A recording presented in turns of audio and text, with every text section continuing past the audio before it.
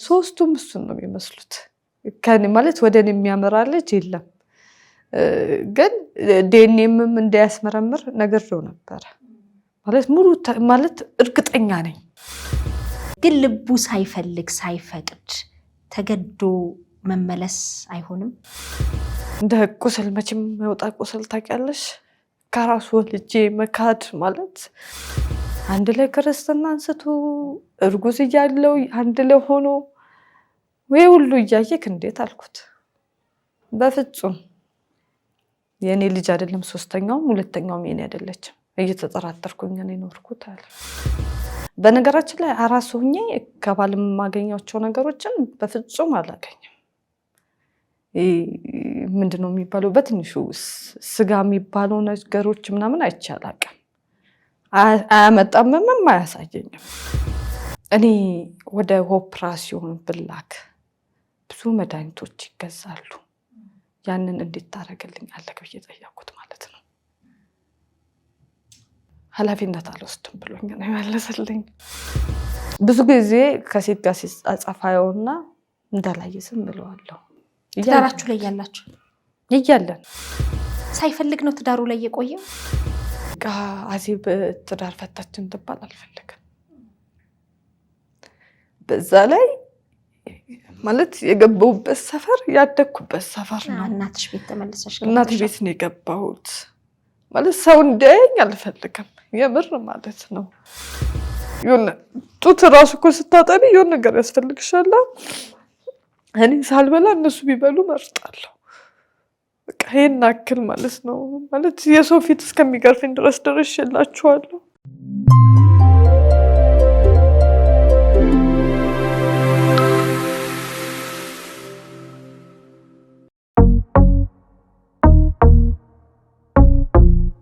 ላይ በመጠናቀቅ ላይ ያለ ቤትን ገዝቶ የራስ ማድረግ ብልህነት ነው ስንል የታል መሽ ተገኝቶ ላላችሁ ተከተሉን አይን አይቶ ልብ ይፈርዳል ይህ የምትመለከቱት በመሃል ካሳንችስ ከኦራይል አደባባይ ከፍ ብሎ የብዙዎችን ትኩረት የሳበውና በኩራት የቆመው በባማኮን ሪል ስቴት የተገነባው ጋላክሲ ፊኒሺንግ ሞል ነው በዚህ G+23 በሆነውና የንግድና የመኖሪያ አፓርትመንቶችን በያዘው ህንፃ ላይ ከባለ 1 እስከ ባለ 3 የመኝታ ቤት አፓርትመንቶችን በተለያየ የካሬ አማራጭ አቅርቦሎታል ቤቶቹ ይሄ ቀረ የሚባል ምንም እንዳይኖር ጥርት ጥንቅቅ አድርገን እየገነባን ነው በቤቱ በረንዳ ላይ ሆነው ነፋሻማውን አየር እየሳቡ መንፈሶን ያድሳሉ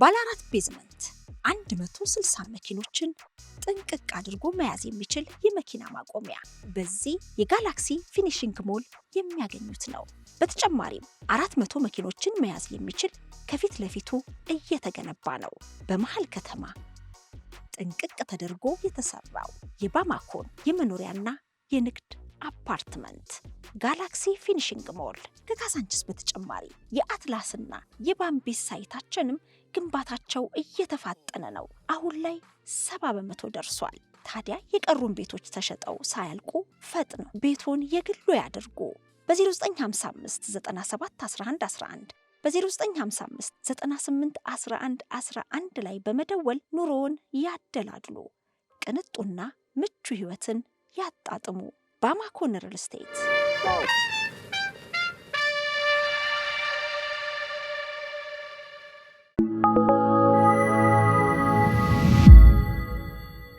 እንኳን ደህና መጣሽ እንኳን ደህና ቆየሽ እንዴት ነሽ እግዚአብሔር እስቲ ራስሽን አስተዋውቂልኝ አዜብ እባላለሁ የሶስት ልጆች እናት ነኝ ተመስገን የስንት ዓመት የ5 ዓመት የ2 ዓመት ከ3 ወርና የ1 ዓመት ገና ነሻ አራስ በሚባልበት ነው አይደለ ያው መቼም ገና ልጅ አለቀቀሽም ጦት ተጨማሪ ምግብ ቢኖርም ትክክል ጦት አለ አረብ ሀገር ነበርሽ አረብ ሀገር እቺ ነበር ወደ ኳታር እስቲ ትንሽ ስለይወት ሻጫዎች ነው ኳታር እኖር ነበረ ከዛ ከኳታር መጥቼ ወደ ትዳር ዓለም ነው የገባሁት ቀጥታ ከዛ እንደመጣሽ አዎ ትንሽ የ3 ወር ምናምን ከቆይታ በኋላ ወደ ትዳር ነው የገባሁት ስትመጭም ትዳርን አስበሽ ነው የመጣሽው አዎ በሱ አማካኝነት ነው ወደ ኢትዮጵያ የመጣሁት። መኖሪያ ፍቃድ ነበረኝ። መኖሪያ ፍቃዴን አቃጠልኩትና ወደ ህይወት እንገባለን ሲለኝ መጣሁ ማለት ነው። ትልቅ ኃላፊነት ነው፣ ትልቅ መስዋዕትነት ነው። በጣም ትውውቃችሁ ምን ያህል ነበር? ረጅም ጊዜ ማለት ከሜዲ በፊት ነበረ የምንተዋወቀው። ሳልሄድ በፊት እንተዋወቅ ነበረ። ለ3 ዓመት ምናምን ትውውቅ ነበረ። ከዛ የኩኝ በማለት ተጣልተን ነበር ጓደኛ እያለን። ከኩኝ በኋላ ዓመት ከምናምን ላይ ተመልሼ ወደ ኢትዮጵያ መጣሁ። እዛ መሀል ላይ ተታረቀን ከሱ ጋር ማለት ነው። ከዛ ተመልሼ ተነስቼ የኩኝ ልክ ወደ 8 ወር 9 ወር አካባቢ ሃይዴ የሚታደስበት ሰዓት ላይ እሱ ካልመጣሽ አለኝ። እሺ ብዬ መጣሁ።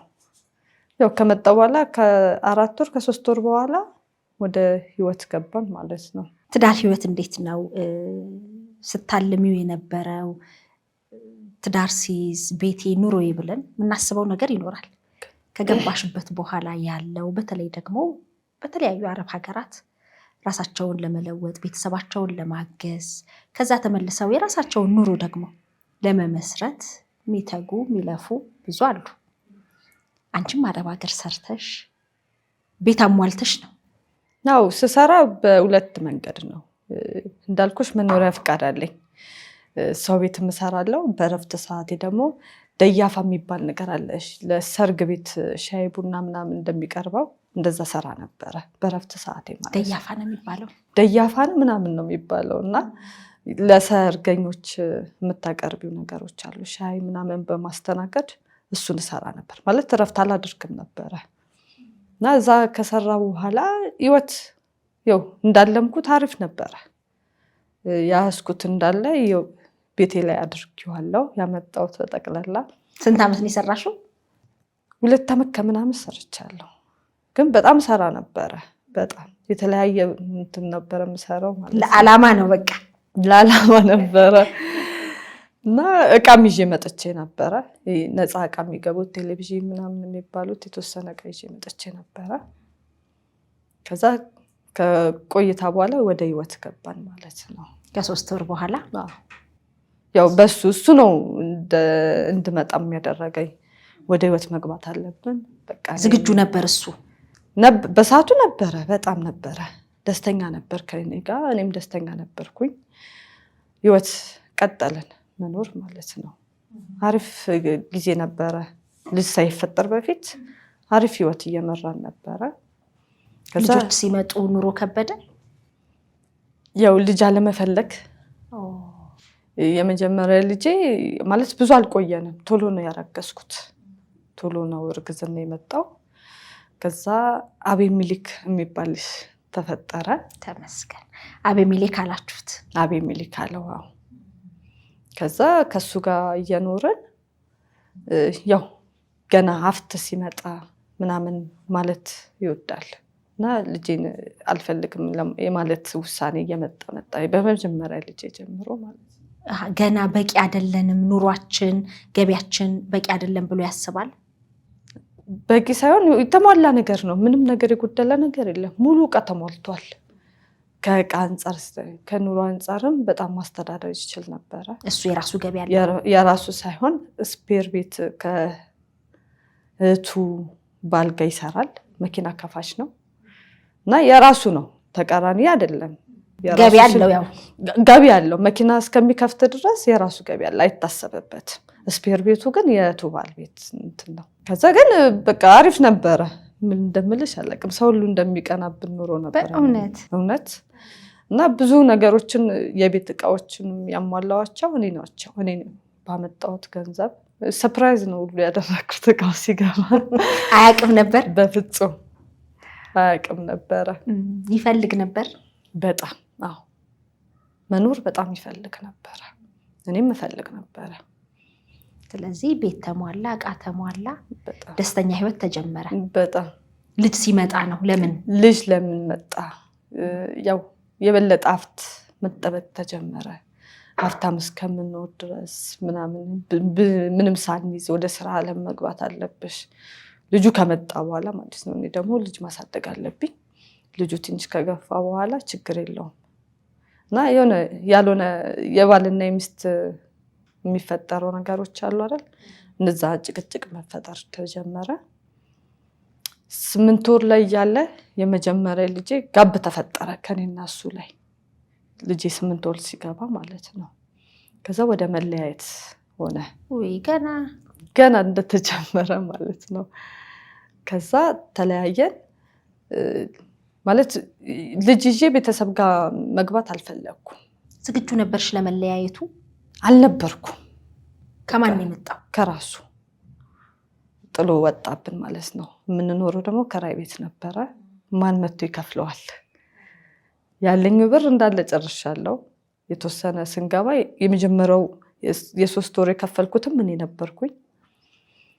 ከዛ እሱ ጥሎ ሲወጣ የቤት ኪራይ ይጠብቅብኛል። የወጣበት ሰዓት ላይ ደግሞ የቤት ኪራይ የሚከፈልበት ሰዓት ነው። ከዛ ቤተሰብን ስጠይቅ ምን ይሻላል ስል እስከ መቼ ትከፊዋለሽ? እኛ ለ1 ወር ብናገዘሽ ቀጣዩስ ማን ያገዝሻል የሚብለር ዘላቂ መፍትሄ አይደለም። ስለዚህ ወደ ቤተሰብ ተመለሽ የሚባል ነገር መጣ። ዲዚጀስ ቤተሰብ ጋር ምናምን በጣም ይከብዳል። ሁኔታው ሳይው ወጥቶ የሚቀር ነው። የሚመለስም አይመስልም ነበር አወጣጡ። በቃ ነው ብሎ ነው ማለት በቃ ትዳር ትልቅ ነገር ነው በጣም ማለት የሚመለስ አይመስልም ነበር አወጣጡ። ልብሱን ይዞ ምናምን ነው የወጣው ማለት። የት ሄድኳለሽ ላንቺ? የትም በቃ ተነስቶ ነው የሄደው ማለት ነው። ሲደወልለት ስልክ እንትን አይለው አያነሳም ምናምን። ከዛ ስራ ቦታው በመሄድ ልጁን ሰጠሁት። አቤሜሌክ ስሰጠው እኔ እንግዲህ እሱ ጋር ይቀመጥ ወደ ህይወት እንዲመለስ ፈልጌ ነበር በዛቱ ልጁን የሰጠሁት ማለት ነው። ያው ድጋሚ ወደ ቤት እንዲመለስ ብዬ ልጁን ሰጠሁት ስራ ቦታ ሄጄ ማለት ነው። ከሰጠሁት በኋላ የሚያስቀምጥበት እህቱ ጋር ወሰደው። እህቱም ውሰድልኝ አለችው እንዳለኝ ማለት ነው።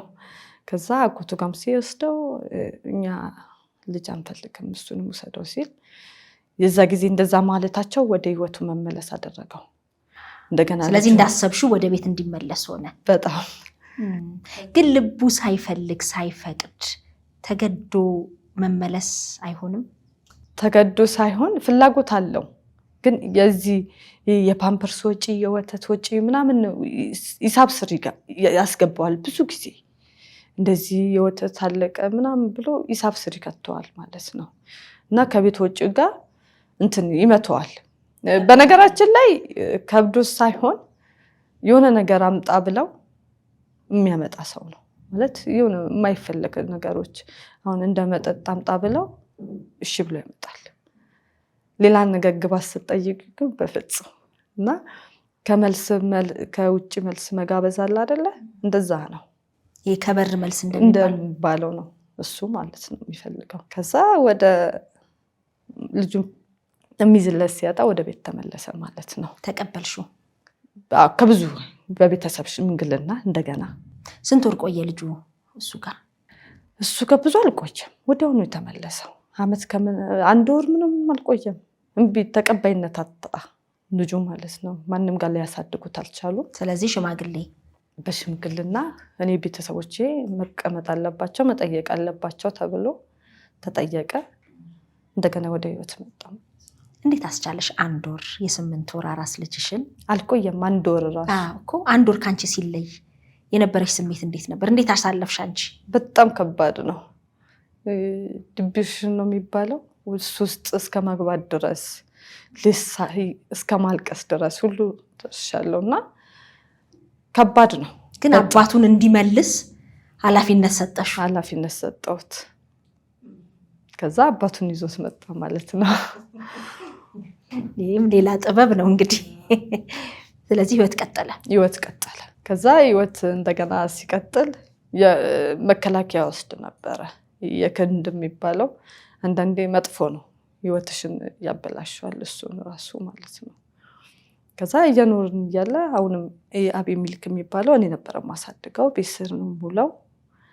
ወደ ሁለተኛ ልጅ መፈጠር ተጀመረ ማለት ነው። መከላከያ እየወሰድኩኝ ልጄ ያኔ 2 ዓመት ከምናምን ይሆነዋል። ከዛ እርግዝና ተፈጠረ ማለት ነው። ሌላ ጸብ ሊመጣ ነው። ፍጹም አይፈልግም እሱ ልጅ በፍጹም ማለት የኔ አይደሉም ብሎ ነው የሚያምናቸው። የኔ ልጆች አይደሉም ይላል። አልፈልግም አይልም። ልጆች አይደሉም ነው የሚለው። ለምንድን ነው የሚጠራጠረው? አላቅም። ከቤት አልወጣም፣ የትም አልሄድም፣ ከሱ ጋር ተዝናንቼ አላቅም። ምንም ነገር ማለት ለጥርጣሬው መነሻ ይሆናል ብለሽ የምታስቢው ምንድነው? ሰው እንዴት ተነስቶ ከባለቤቱ የተወለዱ ልጆችን የኔ አይደሉም እንዲል ምንድነው ብለሽ አስበሽ ታውቂያለሽ? አስባለሁ፣ ግን ምንም ሊመጣልኝ ሊችል አይችልም። ማለት እነዚህ 3 ልጆች እስከሚፈጠሩ ከመጀመሪያው ጀምሮ ስለሆነ አሁን 3ኛው ጋም ሲደርስ አላቅም ሲለኝ ከምንም አልገመኩትም፣ ማለት ከምንም አልወሰንኩትም። የመጀመሪያው ልጅ አንድ ላይ ሆነን የተፈጠረ ልጅ ጀምሮ የኔ አይደለም ብሎ ነበር የሚያወራው ማለት ነው። ከዛ ያኔ ልጅ ሲያድግ የሚጓጓ ነገር አለ አይደለ? ጓጉ አባት ሆነ። የሚገርምሽ ነገር ትዳር ዓለም ስር ስንኖር ሴት ልጅ የሚያምራትን ነገር እኔ ጠይቄ አላቅም። ይሄ ትንሹ የሚባለው የፀጉር ስጥ ምናምን የሚባሉ በፍጹም አግኝቼም አላቅም፣ ጠይቄም አላቅም። ገንዘብ ማውጣት አይፈልግም ለኛ። አዎ ለሌላቸው ያወጣል። እኔ ቤት ግፋቢል ዘመድ ቢመጣ የፈለገ ነገሮችን ያደርጋል።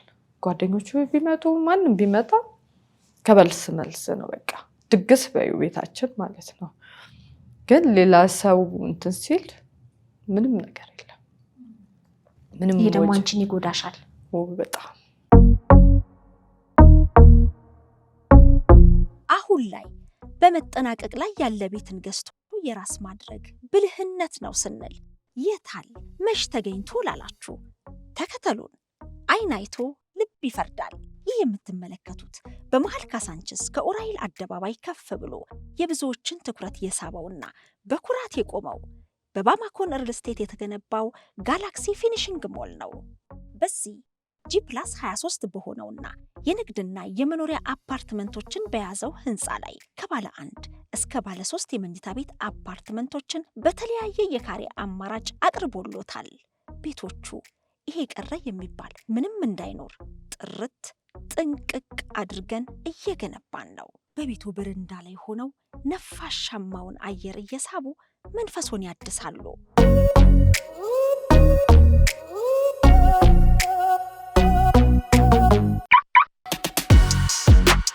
ባለ 4 ቤዝመንት 160 መኪኖችን ጥንቅቅ አድርጎ መያዝ የሚችል የመኪና ማቆሚያ በዚህ የጋላክሲ ፊኒሽንግ ሞል የሚያገኙት ነው።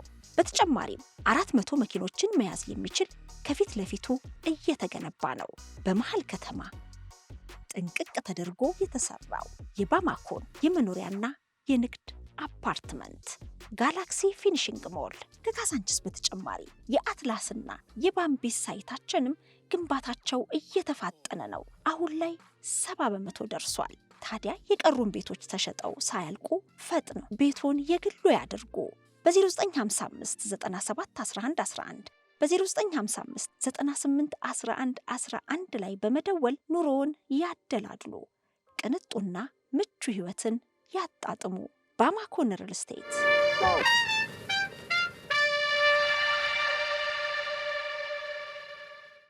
እንዴት ተቋቁመሽ አለፍሽው?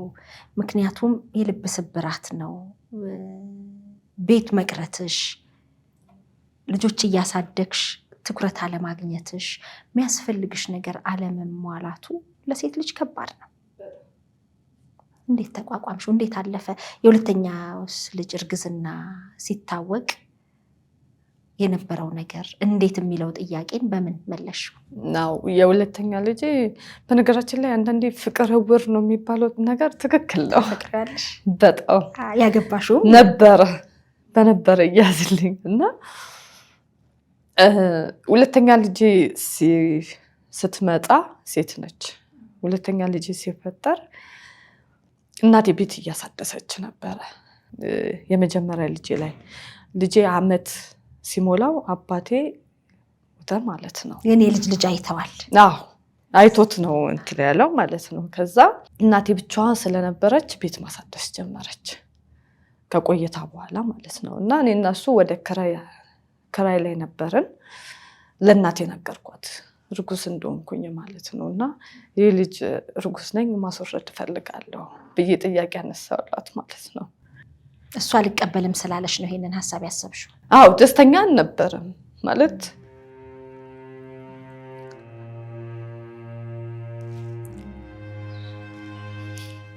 ይውረድ ምናምን ነገር ጥያቄ ነበረው ማለት ነው። እሺ በጣም ይቅርታ።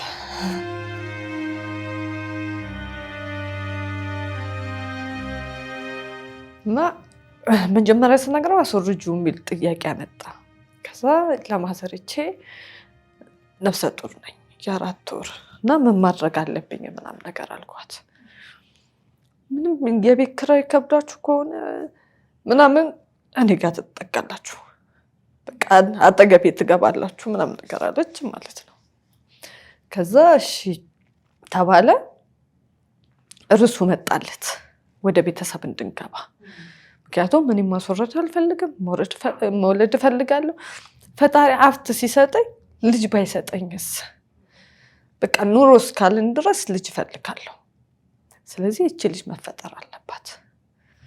ከዛ የኔ አክስቶች ተሰበሰቡ፣ እንድንገባ ተደረገ ማለት ነው። ከዛ ወደ ፋሚሊ ቤት ገባን። እሱም ቤት ኪራዩ ከተቀነሰልኝ ካልከፈልኩ ብሎ አሰበ። የልጅ ወጪ ይሆናልኛል ብሎ አሰበ። የልጅ ወጪ ይሆናል። እሺ እንግባ አለ።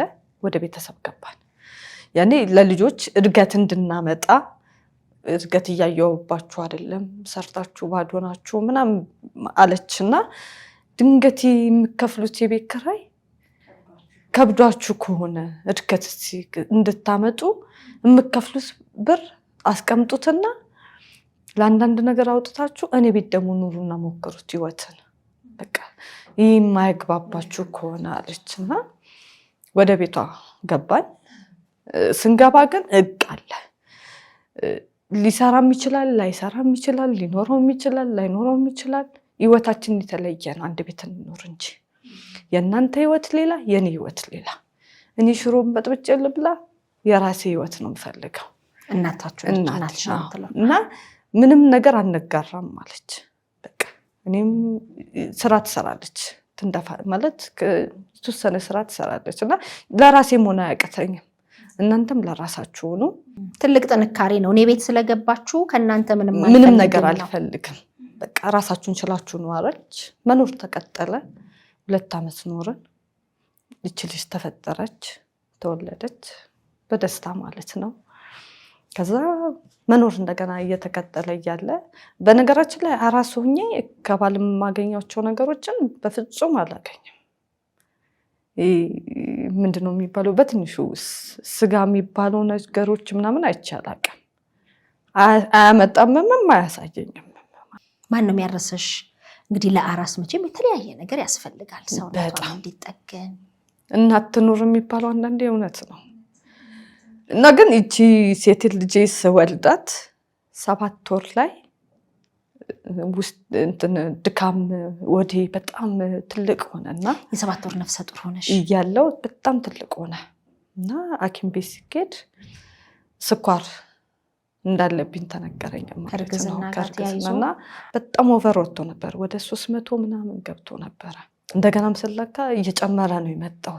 ስኳሩ ከርግዝና ጋር እየከበደ መጣና አንዳንዴ ሰላም አለማጣት፣ ረፍት አለማግኘት ምናምን ያመጣል። እንደዚህ አይነት ነገሮች ከርግዝና ጋር ጭቅጭቅ ካለ ምናምን ወደ እዛ በሽታ ያካሄዳል ማለት ነው። ከዛ ወደ ቀጥታ ራስ ደስታ አልጋ እንዲያዝ ተደረገ።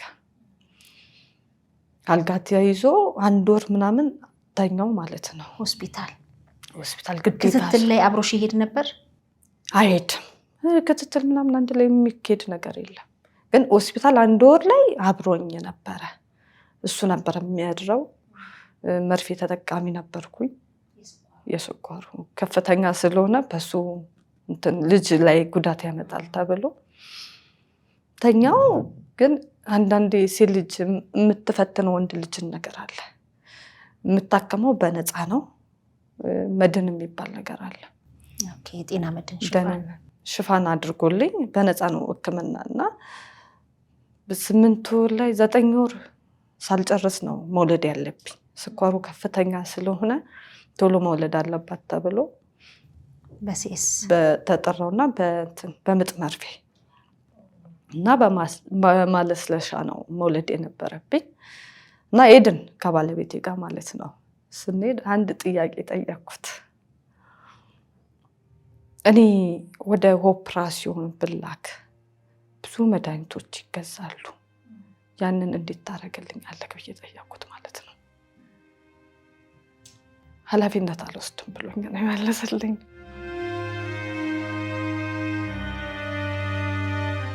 መውለድ ሞቶ መነሳት ነው። ያኔ ኦሬዲ ልገባ ነበረ ወደ ውስጥ ማለት ነውና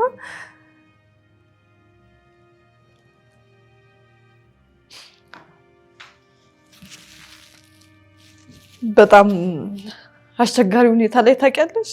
በጣም ፈርቼ ነበረ። ከዛ ምን ታደርግልኛለህ ስለው ምንም አላደርግልሽም ማለት ነው። በቃ ይሄ መድኃኒት ታዟል ይዘክና አልኩት ማለት ነው። ሸትሽን ያው ምርም ታዞ ነበረ፣ ግን እንዳልኩሽ መንግስት ነው የሚችለኝ። ከዛ እሺ ብሎ በቃ ምንም ብር አልያዝኩም ምናምን ብሎ ሄደ ማለት ነው። ሲሄድ በጣም የሀገር መድኃኒት በማህፀን የሚገባው ብዙ ነገሮች አሉ። የስኳር በየደቂቃው መከታተል አለባቸው። አርብ ቀን ገብቼ እስከ አርብ ድረስ ለ2 ቀን ምናምን ምግብ መብላት አይቻልም። ሚሪንዳ መጠጣትም አይቻልም። አርብ 12 ሰዓት ላይ ገብቼ ቅዳሜ በማንኛውም ሰዓት ነው ምጡ የሚመጣው፣ አይታወቅም። እና መድኃኒቱ መጣ። ግን ለውሸቴን የፈተንኩት አንተ በከፍለው ነበር የመድኃኒት አትችለውም ነበር ማለት ነው፣ አታድነኝም ነበረ ወይ ብዬው ወደ ማዋለጃ ገባው ማለት። እሱ ግን መድኃኒቱን ይዞ መጣ። አዎ የመንግስት ነው፣ ምንም ክፍያ የለውም፣ መንግስት ነው የሚችለኝ። እሱ ግን ሄዶ ተቀብሎ መጣና ለውሸትሽ ነው ምናምን ነገር አለኝ። አዎ ካንተ አንድ ቃል ነበር የምፈልገው፣ ችግር የለውም አንቺ በሰላም ተገላገይ የሚለው ቃል ነበር የፈለግኩት። ይሄን ቃል ነበር የምትፈልጊው? በጣም ያስደስተኛ ነበርና ስገባ ሁሉ በቃ ጭንቅላቴ እሱን ነበር የማስበው። ልሰጥችው ካላሰበልኝ ምናምን የሚል ነገር ማለት ነውና ፈጣሪ ይመስገን ሁለተኛ ልጄ በሰላም በቃ ማለት ከጠበቅኩት በላይ ፈጣሪ ጥሩ ነገር አድርጎልኛል። ከእንክብካቤያቸው አንጻር ምናምን በቃ ጥሩ ማለት ነው። ዝቅተኛ ሆኖ እንድወልድ ነው ያደረገኝ ስኳሩ ማለት ነው። እና ስትወለድ ራሱ 2.8 ምናምን ነበረች፣ ትንሽዬ ነች። እና አይ ትንሽ አትባልም 2.8። አሪፍ ነው ተመስገን ነው። እና ገባው ማረፊያ ክፍል ማለት ነው። እና አበባ ይዞልኝ መጣ። የምር ግን አበባው ምንም መስሎ አልታየኝም። ለምንድን ነው? መጀመሪያ የጠየቅኩት ቃል ነበር የምፈልገው ከሱ። አይዞሽ እንዲልሽ ነበር። ችግር የለውም ከጎንሽ ነኝ፣ በቃ ጸሎት አደርግልሻለሁ ራሱ ቢለኝ እኔ ትልቅ ነገር ነው። ያው ካፍ የምትጠብቂው ነገር አለ አይደለ? እና እንደዛ ነበር የምፈልገው። ከዛ ያው ይቺ ሁለተኛ ልጅ የተወለደች በሰላም ወደ ቤት ገባን። አሁንም መኖር ጀመርን። አራስ ቤት ግን ምንም ተገቢውን እንክብካቤ ምንም በቃ አራስ ቤት የሚደረገው ነገር በፍጹም አይቼም አላውቅም። እናትሽ ቤት መሆንሽ ግን? እናቴ ቤት መሆኔ ጠቀመኝ። በቃ ያላትን ታረገልኛለች አለ እኮ ያለውን እኮ ያደርጋል ማለት። ግን ጓደኛ ሲመጣና የሚደረገው እኔ ተኝቼ የሚደረገው ላንቺ አይደለም ቅድሚያ የሚሰጥ፣ በቃ ለሌላ ሰው ነው ቅድሚያ የሚሰጠው ብልሽ ይሻለኛል ለማንም ሰው። ለምን ብለሽ ጠይቀሽው ታውቂያለሽ? ብዙ ጊዜ አንስቼለት አውቃለሁ። ምን ይመልስልሻል? ምንም በቃ ያለኝን ነው የማደርገው ነው የሚለው። እና የማያቸው ነገሮች ግን ካለው በላይ ነው እያደረገ ያለው ለሌላ ሰው ማለት ነው። እና በህይወቴ እኔ ልብስ ተገዝቶልኝ አያውቅም ከሱ እጅ። እንደ ሴት ልጅ ፀጉሬን ተሰርቼ አላውቅም በሱ እጅ። የለኝም ነው ካፉና የሚገርምሽ ነገር እዚህ ቤት ስንገባ አፉ ሁሉ የለኝም በማለት አለቀ። በቃ ልምድ ሆነበት።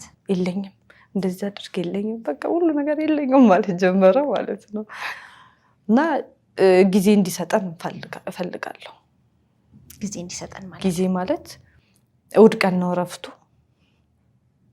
በ15 ቀን አንዴ ወይ ቤት እረፍት እንድታረግ አብራችሁ እንድታሳልፉ የቤተሰብ ጊዜ እንዲኖራችሁ። በቃ እኔን ይዘክ መውጣት ራሱ ካልፈለክ ልጆችክን ይዘክ ወጥተክ በቃ የሆነ ነገር አድርገክላቸው ይዘካቸው ግባ። ያን የአባትነት ፍቅር በደንብ እንዲያገኙ አድርጋቸው።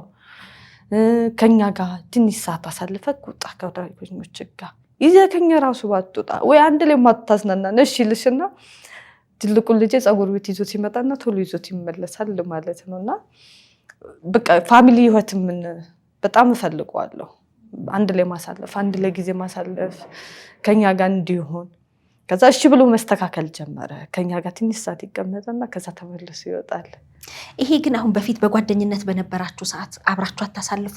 ውይ ከምልሽ በላይ በጣም ደስተኛ ነበር። እጅግ በጣም ቤት ድረስ እስከመምጣት ድረስ በጣም አሪፍ ጊዜ በቃ ልጅ ከተፈጠረ በኋላ ህይወታችን መቀየሩ ሁሉ ተጀመረ ማለት ነው። እና በማይገባኝና ከስራ መልስ ራሱ ቤት ገብቶ ቁጭ ብሎ ስልክ ላይ ነው ትኩረቱ። ቴሌቪዥን ላይ ስልክ ላይ እንደዚህ እኮ ነው በቃ የሆነ ቀን ሙሉ ከልጅ ጋር ሳልፈሽ ከሰው ጋር ማውራት የሚናፍቀሽ ቀን አለ አይደለ? ላወራው ስጓጓ ስልክ ላይ በቃ ወይ ቴሌቪዥን ላይ ነው የሚያሳልፈው ማለት ነው።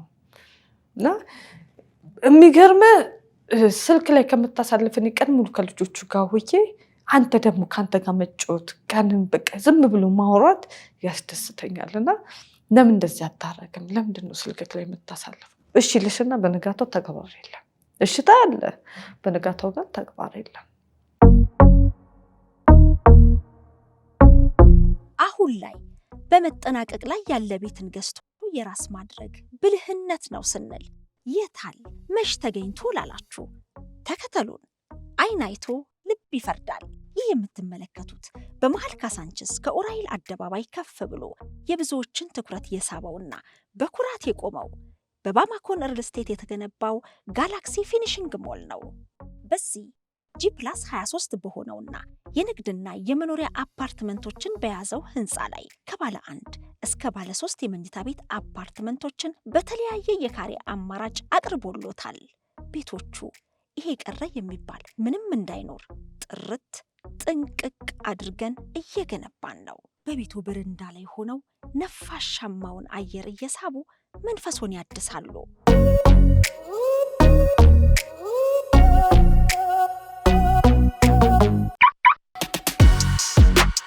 ባለ 4 ቤዝመንት 160 መኪኖችን ጥንቅቅ አድርጎ መያዝ የሚችል የመኪና ማቆሚያ በዚህ የጋላክሲ ፊኒሽንግ ሞል የሚያገኙት ነው።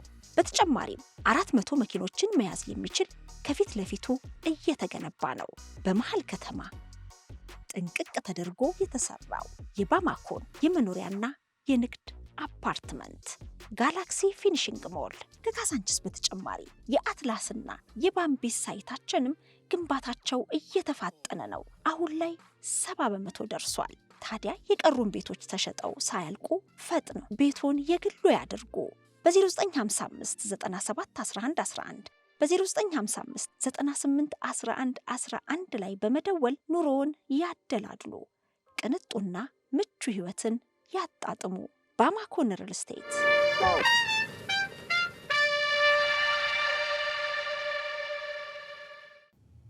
ለራስሽ ምን ትነግሪዋለሽ? ምን ትይዋለሽ? አሁን በዛ ሰዓት ምትበረችበት ነገር ምንድን ነው? አዜብ ትዳር ፈታችን ትባል አልፈልግም። በዛ ላይ ማለት የገባሁበት ሰፈር ያደግኩበት ሰፈር ነው። እናትሽ ቤት ተመልሰሽ? እናቴ ቤት ነው የገባሁት። ማለት ሰው እንዲያየኝ አልፈልግም። የምር ማለት ነው። አዜብ እንዲሆነች ማለት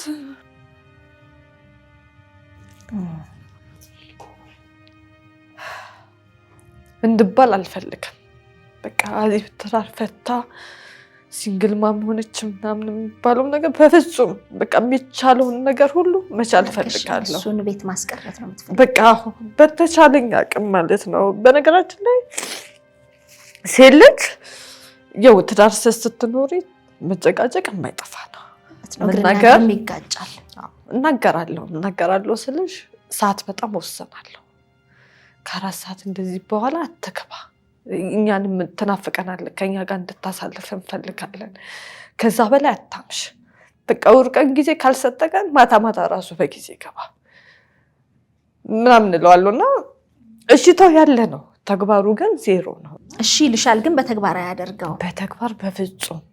እኔ አልኩሽ እኮ የሆነ ነገር ለፀጉሬ ወይ ይሄ ጫማ ወይ ልብስ እፈልጋለሁ ካልኩት የለኝም የሚልና ሌላ ነገር ስንጠይቀው ይመጣል። ያ ነገሮች ሰኮንድ አይፈጅበትም ያ ነገር ለማምጣት እና ይሄ ሁለተኛ ልጅም ከተፈጠረችው በኋላ መኖር ተቀጠለ እንደገና እና ስፖርት መግባት እፈልጋለሁ አልኩት። ማለት እንትን ነው አንድ ሰውነቴ እንደገና ስኳሩ በውሊድ ስለሆነ ስፖርት ካተገባበት እና ራሴ ካተቆጣጠርኩት ኖርማል ስኳር ይሆናል ማለት ቀጣይነት ይኖረዋል። መድኃኒት መውሰድ አልፈለኩም። መርፌ ከባድ ነው። ካለመሽው አንዴ ማቋረጥ አይቻልምና እሻለ ወደ ስፖርት መግባት ጀመርን። ስፖርት አስገባኝ፣ መስራት ጀመርኩኝ። ከዛስ ስፖርት ላይ ያለው ለካ መከላከያውንም መከላከያ ወስዳለሁ። የእንትኑ ይቺ ምንድን የምትባለው የምትዋጠው ማታ አንድ እሱን ወስድ ነበር። ከዛ ለካ እንደገና ልጅ ተፈጥሯል። የማውቀው ታሪክ የለም። ልጅ ኑር ሃይኑር እንደገና አላውቅም። እና ለካ ነፍሰ ጡር ነኝ። አንዳንዴ ስታጠቢ ፔሬድ አይመጣም ይባላል። እናት ስታጠባ አይመጣም ይባላል። እና እሱም አንዳዘናቀ አልፎ በአንዳንድ ሴቶች ላይ ይከሰታል፣ በአንዳንዶች እኔ ደግሞ አላይም። ከዛ ይቺ መከላከያ ወስዳስ ነበረ እየወሰድኩኝ ለካ እርግዝና ተፈጥሯል። አንቺ ውፍረት ነው ብለሽ ስፖርት እየሰራሽ ነው? እኔ ውፍረት ነው ቦርጭ ነው። እና ስፖርት የሚያሰራኝ ሰው ራሱ ይሄ ነገር እርጉዝ እንዳይሆን ቦርጭሽ እዛው እንዳለ ነው፣ በጣም እየገፋ ነው ምናምን ሲል ኧረ እኔ በፍጹም አይደለም መከላከያ እጠቀማለሁ ምናምን ነገር አልኩት። ከዛ በስፖርቱ የተነሳ እንደገና ስፖርት መስራት የለብሽም እንዴት ሊከፈል ነው ምናምን በሚል ደግሞ እንደገና ጭቅጭቅ መጣ። አይ ችግር የለውም ስፖርቱ ከሆነ እኔ በሚጠጣም ራሱ ቦርጭ መቀነስ እችላለሁ፣ ቤት መቀመጥ እችላለሁ፣ ግን ትንሽ ጊዜ ታገሰኝ ወደ ስራ ዓለም እስከምገባ ድረስ አልኩት ማለት ነው። ከዛ ለካ ይቺ ልጅ ወደ 3ኛ ልጄ እየገፋ እየመጣ ነው በማይታወቅበት ሰዓት ላይ እና እሱ ክፍለ ሀገር ተነስቶ ይሄዳል። ምንም ስሜት የለሽም? ይሄ ልጅ መገላመጥ ምንም የአምሮት ወይ ማቅለሽ የለኝም። ሲጀመር እንደዛ ስሜት የለኝም። እኔ 3ቱንም ስወልዳቸው አምሮት ማስመለስ ምናምን አምሮኝም አያውቅም፣ አማረኝም ለማፈጠር አንዳንዴ የማይደረግልሽ ነገር ያውቃል። አማረኝ ሸተተኝ ምናምን የለም። በቃ አማረኝ ብዬው አላውቅም። እኔ ይሄን አማረኝ ይሄን ግዛልኝ ብዬው አላውቅም። ምንም አያምረኝም። ኖርማል ነው እርግዝና። እንዳልኩሽ እቺ 2ኛ ልጄ ነች ትንሽ የከበደችኝ እንጂ እሱም ስኳሩ ወደ 8 ላይ ሲገባ እንጂ አማረኝ እንደ ሰው ልጅ ማስመለስ ምናምን አላውቅም። እና 3ኛ ልጄ ምንም አላውቅም፣ ምን እንዳለው እንዴት እንደሆነ በፍጹም አላውቅምና እሱ ተነስቶ ለስራ ተነስቶ ክፍለ ሀገር ሄደ። ከዛ ስራ እየሰራ እኔ በጣም እታመማለሁ፣ ጨጓራዬን ያመኛል። ጨጓራም አሞኝ አያውቅምና በጣም ከአቅሜ በላይ ሲሆን መቃጠሉ ሲመጣ ወደ ሕክምና ሄድኩኝ ማለት ነው። ሕክምና ልሄድ ሽንት ምርመራ ሲደረግ እርግዝና የለም። ደም ሲታይ ጨጓራሽ አሲድ ከመርጨቱ አንፃር ሳምባሽ ላይ ተኝቷል እና በጣም ነበረ ዶክተሩ ያስፈራራኝ ማለት ነው። ሽንትም ሲታይ የለም፣ ሽንት ላይ እርግዝና አያሳይም። እንዴት እንደሆነ ራሱ አልገባኝም። ማለት አንዳንዴ አይታይም አለ ራሱ ዶክተር ማለት ነው። እና ወደ አልትራሳውንድ ላከኝ። አልትራሳውንድ ሲሄድ ነፍሰ ጡር እኮ ነሽ አለኝ። ኧረ እኔ ነፍሰ ጡር አይደለም ጨጓራሽ በጣም እንትን ስላለ ነው። እንዴ ምን ሆነሽ ነው? ማየት ትችያለሽ።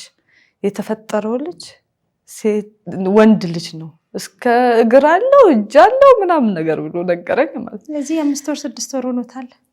ወደ 6 ወር እየገባ እኔ በፍጹም አላውቅም እንደዚህ ነገር ምናምን ነገር አልኩት። ይኸው ብሎ ነው ያሳየኝ ማለት ነው። እና በጣም ተደናገጥኩኝ። አልጠብቅም ነበረ። እኔም 3ኛ ወልዳለሁ ብዬ አስቤም አልሜም አላውቅም። በቃ በሁለት ህይወታችንን እናስተካክላለን ብዬ ነበር ያሰብኩት። ነገርኩት። በፍጹም አለ አይሆንም አለ ማለት ነው። ታስወርጇለሽ። እሺ ካሉኝ እኔ ደስተኛ ነኝ። በአሁኑ እስማማለሁ። ከዛ ዶክተር ስጠይቅ 2 አማራጭ አለሽ። አንድ ስታስወርጁ ልጁ አይኖርም። ሁለተኛ አንቺም ልትኖሪም ልሞችም ትችያለሽ። ምክንያቱም ስኳር በሽተኛ አለብሽ። 3ኛውም ልጅ ሲመጣ ይመጣል፣ ስኳሩ ይነሳል እና በህይወትሽ መወሰን አለብሽ አሉ። አሁንም እንግዲህ ማማከራት እናቴን ነው። እናቴ ስጠይቅ በፍጹም እንደ በቃ እንደሆነ ይሆናል። በቃ ፈጣሪ እንደሚያውቀው ያሳድገዋል። ልጁ መፈጠር አለበት። ከዛ ሳይመጣ ቀረ ከክፍለ ሀገር። አዎ እዛው ቀረ። በስልክ ነው የነገርሽው? በስልክ ነው የነገርኩት። በቃ ወደ ቤት አልመለስም አለ። እዛው ቀረ ማለት ነው። ከዛ ስራውን ጨርሶ መጥቶ ልብሱን ነው ይዞ ይወጣው ቀጥታ። ለምን ቢባል በፍጹም ልጅ እንደገና አልፈልግም። ይሄ ልጅ በፍጹም ደግሞ የኔውን የማንዩን ጌታ ቃለው አለ። እሺ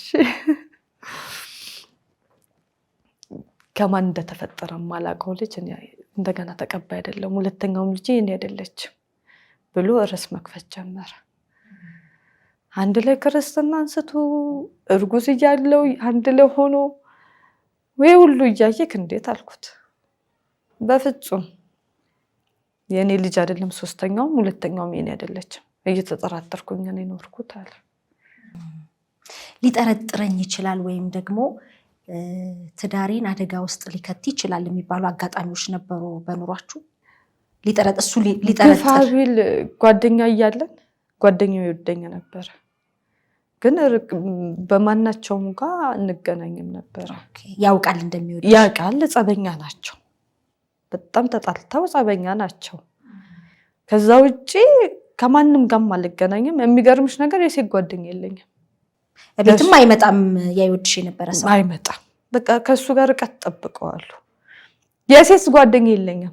በጣም ተጠራጣሪ ስለሆነ ሴት ጓደኛ አንድ የለችኝም። አንድ በቃ ቤቴ እንደ ሴት ጓደኛ የሚመጣ የለም። የሱ ጓደኞች ይመጣሉ እንጂ የኔ ጓደኞች የሚመጡ የሉ። በቃ ሴት ጓደኛ እስከመቶ ድረስ ነው የተውኩት። እና በቃ ለምን እንደሚጠረጠረኝም አላውቅም። ከቤት አልወጣ፣ ልጆቹን ነው የሚይዘው ማሳድገው። እና እኔም ሊገባኝ አልቻለም። የሁሌ ጥያቄ ነው። አንዳንዴ ግን ራሱ የሚያደርገው ሰው ወደ ራስሽ ያመነዝራል የሚባለው ነገር ትክክል ነው። ብዙ ጊዜ ከሴት ጋር ሲጻጻፋየውና እንዳላየ ዝም ብለዋለሁ። ትዳራችሁ ላይ ያላችሁ እያለን ስልክ ላይ ያበዛል አላልኩሽም? ይጻጻፋል፣ እንዳላየ ዝም ብለዋለሁ። ይሄኔ አንዳንዴ ግንፍል ሲልብሽ ለዛ ጊዜ ግን እናገረዋለሁ። በቃ አታዋጣክም፣ ማነች ምንድነች? በቃ የሚጻጻፈው ቴክስት ሁሉ አየውበታለሁ፣ ስልኩን አየዋለሁ። ግን እንዳላየ ሁሉ ማልፈበት ጊዜ አለ። ሳይፈልግ ነው ትዳሩ ላይ የቆየው? እንግዲህ ፈልጎ እንዳገባኝ ፈልጎ እንደቆየ ነው ማቀው። ባህሪው እንዴት እንደተቀየረም ሊገባኝ አልቻለም። በቃ ስለዚህ 3ኛ ልጅሽ ገና በእርግዝና ላይ ያለ 3ኛ ልጄ ምን ተፈጠረ መሰለሽ? የሆነ መቸገር ምናምን ነገር አለ አይደለ? ልጄ የአባትነት ጥያቄ ማለት ትንሽ ያወራል። 4 ዓመቴ ነው እና አባይት አለ ምናምን የሚል ነገር መጣ እና እሱ ከመጣ በኋላ የራሱ ህይወት ማለት ላይፉን ቀጥሎታል። እኛን ዞር ብሎ ማየትም አቆመ ማለት ነው። ያ ማለት ምንድነው? ሌላ ህይወት ጀመረ ሲባል ሌላ ህይወት ጀመር ሳይሆን ዝም ብሎ በቃ መኖር። ቤተሰቦቹ ቤት ገባ። ወደ አጎቱ ቤት መኖር ጀመረ። እኛም ማሰብ ተወ ማለት ነው። እና የዚህ ጥያቄ እንዴት አድርጌ መልስለታለሁ? እነዛ እቺ ዱዳ ነች እንደገና ነፍሰ ጡር ነኝ። የትልቁ ጥያቄ በመንገድ መልስለታለሁ። ናፍቆቱ እየባሰበት ሄደ እና ግን እየተረዳኝ ያለው ሁን ብዬ እሱን ለማግኘት እያደረኩኝ ነው የሚመስለው ማለት ነው። ምክንያቱም መጀመሪያ ሰተሽው ስለነበር አይ ድጋሚ የሚደገምኩለት የመጀመሪያ ልጅ እንደፈረደበት እንደገና ሰጠሁት። ያው ናፍቆሃል ይሄውን ነው ያልኩት። ሱቅ ድረስ ይዤለት መጥቼ እንዲያየው አደረኩኝ። እሱ ቀጥታውንም እህቱ ቤት ወሰደው። ከእህቱ ቤት አሳልፎ ወደ ሀገረ ማርያም የሚባል ሀገር ወሰደው። ቤተሰብ እናቱ አለች። ሀገረ ማርያም እንዲኖር አደረገው። ፍቃደኛ ነበርሽ አንቺ? አላቅም እንደሄደ በፍጹም አላቅም። እያንዳንዱ ፎቶ ግን ይለቃል። አዋሳ ሲደርስ የሆነ ቦታ ሲደርስ ምናምን ይለቃል። ምን ላይ ነው የሚለቀው? ቲክቶክ ላይ ቴሌግራም ላይ ምናምን ይለቃልና አየሁት ማለት ነው። የሚሄደው ወደዛ መሆኑ ገብቶኛል። ከዛ ለምንድን ነው ስለ እኔ ማሳደግ አልችልም፣ የማስቀምጥበት ቦታ የለም ምናምን ነገር አለ። ልጁ 3 ወር ምናምን ቆየ። ወደ ሀገረ ማርያም አድርሶት ነው የተመለሰው። አንድ ላይ ሁሉ አልሆነም ማለት ነውና አንዳንዴ እቺማለች ብቻዋን አደረኳት። እኔም ከስኳሩ ጋር እንትን ስለሆንኩኝ ከባድ ሆነብኝ ማለት ነውና ከዛ ይደወልልኝና ከሀገረ ማርያም ይደወልልኝና ልጅሽን አትፈልጊውም ወይ? ያለበት ሁኔታ ጥሩ አይደለም። ከቤተሰቦቹ አካል አንዱ የሚያውቀኛል እና ጥሩ ሁኔታ አለ አይደለም። ሀሲብ ልጅሽን ከፈለግሽው አድኛው አስወጪው። አገናኝኝ ስለው እያገናኘኝ አይደለም። ሊያገናኘኝ ፍቃደኛ በቃ በምትጠይቀው አካል ጠየቀሽው ልጅሽን ውሰጂው። ሴልስ ሲያይ ይፈዛል። የእህቴ ልጅ በጣም ይግባቡ ነበር። በቃ ከባሩ ጋር እየተገናኘ አይደለም። ናፍቆት ያንቺንም አጥቶሽ አባቱንም አጥቶት እሱ አንዴ ጥሎት ሄዷል። እያየው አይደለም። እንዳስቀመጠው ነው የተቀመጠው። እሺ ደወልኩለት። የምን ልጅ ነው የምትይኝ? እንዲህ ጋር ልጅ አለሽ እንዴ አለ። ችግር የለውም በቃ ማሳየት መስጠት ካልፈለክ ችግር የለውም። ቀጥታ ወደ ፍርድ ቤት ነው የሄድኩት። ፍርድ ቤት ሄጄ ልጅን እፈልጋለሁ፣ በቃ ልጅ እንዲመጣ እፈልጋለሁ ብዬ ጠየቅኩኝ። ከዛ ፍርድ ቤት ያው ገና ስለሆነ እሱም ቀረበ። ምንድነው ችግር? ሰታኝ ነው ምናምን ብለው መለሰ። ልጁን መለሰላት ተባለ። በ3 ቀን ውስጥ ልጅ እንዲመለስ ተደረገ ማለት ነው። ከዛ ልጅ በ3 ቀን ነው ፍርድ ቤት የወሰነው። ልጅ እንዲመጣ ተደረገ። አሁንም 3 ቀን ከአቅም በላይ ስለሆነ እንደገና ፍርድ ቤት ጠየቀው። በእስራት ልጅ እንዲመጣ ተደረገ። እሱ ታስሮ ግን ወዲያውኑ ተፈታ። 24 ሰዓት ነበር እንዴት ታሰር የተደረገው። ተፈታ። ከዛ ልጅ መጣ ማለት ነው። ሲመጣ በቃ ልጁ ምን ልበልሽ ባህሪ ሁሉ ተቀያይሯል ምናምን እና ማውራት አይችልም። ብዙ ማውራት አማርኛ አይችልም። ይይዟል። እዚህም እያለ እና ብሶበታል። አሁንም አያወራም። ፍላጎቱን ይናከል የሚገልጽ ልጅ አይደለም የሚመስለኝ። የሆነ ጭንቅላቱ ስር ብዙ እኔም አመላለስኩት። እንደገና ጭቅጭቁን ምናምን ይሰማ ነበር፣ የሚፈጠሮቹ ነገሮች ማለት ነው።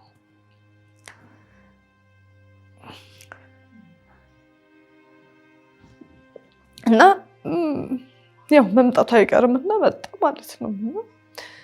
አንድ ላይ ሆኑ ልጆቼ። በፍርድ ቤት ተቆራጭ እንዲሰጠኝ ተደረገ። ልጆቹን እንዲያይ ተደረገ። ፍቻችሁ ህጋዊ ሆነ? ፍቺ አልተፈጸመም። አሁንም ፍቺ ተቆራጭ ብቻ እንዲያረግ ተቆራጭ ፍቺው ክርክር ላይ እንዲሆን ተደረገ ማለት ነው። ከዛ ልጄ መጣ። አንድ ላይ መኖር ጀመርን። ተቆራጭ መቁረጥ ጀመረ። ልጄ ማየት የሚፈልገው አንድ ልጁ ብቻ እሱ ብቻ ነው። ሴቷን ማየት አይፈልግም። የመጨረሻ ፍርድ ቤት ክርክር እያለን እኔ ወለድኩኝ። አያውቁም መልኩ ምን አይነት ይሁን ወንድ ይሁን ሴት ይሁን በፍጹም ምን አይነት እንደሆነ አንቺ ልታሳየው አልፈለግሽ ብለው እሱን ቀርቶ ሁለተኛውን ራሱ ማየት አይፈልግም። ከቤት ከወጣ ጀምሮ ያያት አንዴ ነው፣ ፍርድ ቤት ነው ያያት። አይቷት አያውቅም። ምን አይነቱን ምንቱን በቃ በልጅነቱ ያያት ሰው ነው። እና ሰፈር ድረስ የሚመጣው ትልቁ ልጅ ለመውሰድ ነው። ከዛ ይዞት ይሄዳል። አንድ ቀን አሳድሮት ይመጣል። ሲመጣ አባት የኔ ብቻ ነው ማለት ጀመረ። ለማለት ትንሿ አባቴን እኮ አገኘሁት፣ አባቴ የኔ ብቻ ነው። እሺ አንቺ አባትሽ የት አለ ማለት ጥያቄ በጣም እየበዛ መጣ። መገለል ነገር አለ አይደለ? በፍጹም አላሳይክም። መውሰድ ከፈለክ 2 ቀንም ማሳደራቸው አልኩት። እንደፈለክ አድርጋቸው፣ አዝናንተክም መልስልኝ። ማየት ግን የምችለው እኩል ነው። ምክንያቱም አይምሯ እየተጎዳ ነው። ትንሽም ብትሆን ሴት ነች፣ ቅመም ነች። ከትልቁ ብታይ ትንሿ ትበልጣለች ማለት ነው። እና አትችልም በፍጹም። የአባትነት ፍቅር ከሰጠክ ለትንሿም ስጥ። ስለዚህ ትንሿን ውሰድልኝ፣ ይዘህ ሂድ፣ ይዘህ ተመለስ። አይ በፍጹም ፓምፐርስ የምትጠቀም ስለሆነች እኔ ሰው ቤት ይዤ አልገባም አላይም። በቃ ትልቁንም መውሰድ አልችልም። እንደዛ ከሆነ በፍርድ ቤት እንደገና ጠይቀኝ አልኩት። ትልቁም ቆመ። ሄደ ፍርድ ቤት አልሄደም። ምክንያቱም ፍርድ ቤትም ተወስኗል እኮ። ፍርድ ቤት ልጆች ሁለቱንም እንዲያይ ነው።